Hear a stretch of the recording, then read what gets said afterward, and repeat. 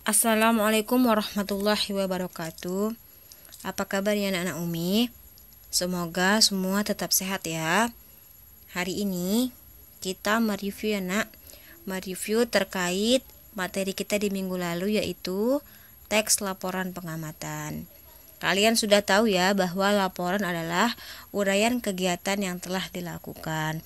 Nah, sedangkan pengamatan merupakan pengawasan terhadap kegiatan atau peristiwa.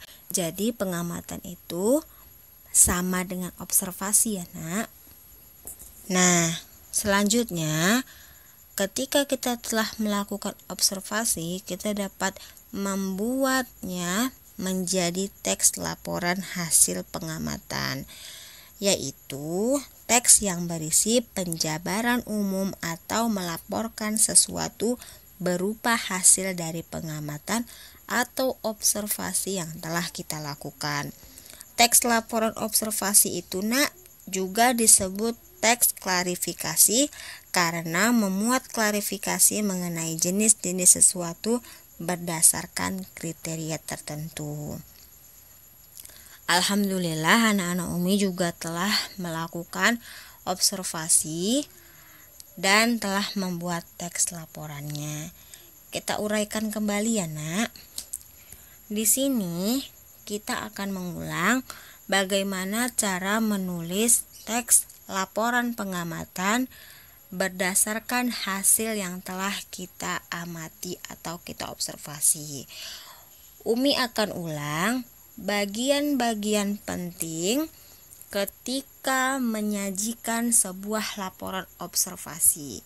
Bagian pentingnya nak diantaranya yang pertama, nama pembuat laporan, yang kedua lokasi pengamatan, yang ketiga waktu pengamatan, yang keempat objek pengamatan, dan yang terpenting adalah hasil dari pengamatan yang telah kita lakukan.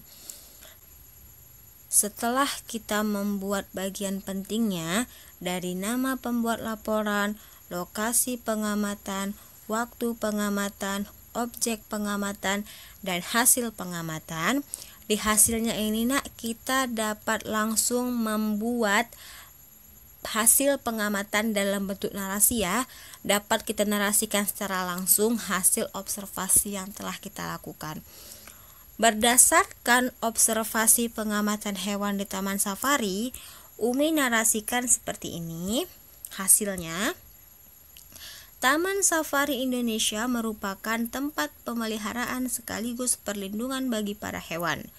Taman Safari Indonesia dibuat menyerupai hutan dan habitat asli hewan-hewan tersebut. Di Taman Safari Indonesia, para hewan dibiarkan bebas berkeliaran layaknya kehidupan mereka di habitat aslinya. Kalau sudah ada yang pernah ke sana, pasti tahu bagaimana kondisi hewan dan bagaimana keadaan kita ketika mengunjungi Taman Safari tersebut. Selanjutnya, hasil observasinya, jumlah hewan di Taman Safari Indonesia kira-kira 2.500 ekor dan terbagi atas 271 spesies. Para pengunjung Taman Safari Indonesia dapat melihat aktivitas hewan-hewan tersebut secara langsung. Namun, pengunjung harus menggunakan kendaraan seperti mobil atau bus. Dari balik kaca kendaraan tersebut, barulah pengunjung dapat melihat bagaimana perilaku para hewan seperti di habitat aslinya. Itulah nak ketika kita menulis hasil pengamatan dalam bentuk narasi. Jadi, kita harus menulis dengan bahasa baku dan jelas, lalu berdasarkan faktual atau kenyataan, lalu menyusunnya secara berurutan, serta yang utama bahasa yang kita gunakan tidak ambigu dan tidak mengandung lebih dari satu makna. Nah, ketika kita menyusun secara berurutan nak, berarti kita telah menghindari pengulangan kalimat. Jadi, kita harus perhatikan kalimat demi kalimat ya. Kalian pasti bisa.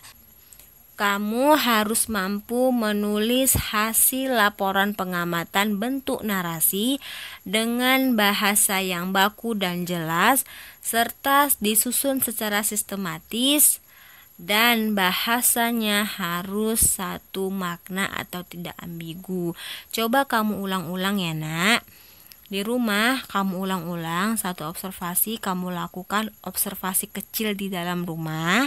Tidak harus keluar rumah ya nak. Lalu kalau kamu tulis dalam bentuk narasi. Ingat ya, gunakan kalimat yang baku. Lihat ciri-ciri laporan pengamatan seperti apa. Diulang lagi materi yang lalu, oke? Tetap semangat ya. Sampai bertemu di pertemuan berikutnya minggu depan. Insya Allah materi kita di minggu depan yaitu penggunaan tanda titik 2 untuk menulis teks wawancara. Oke, tetap semangat ya. Wabillahi taufiq wal hidayah. Assalamualaikum warahmatullahi wabarakatuh.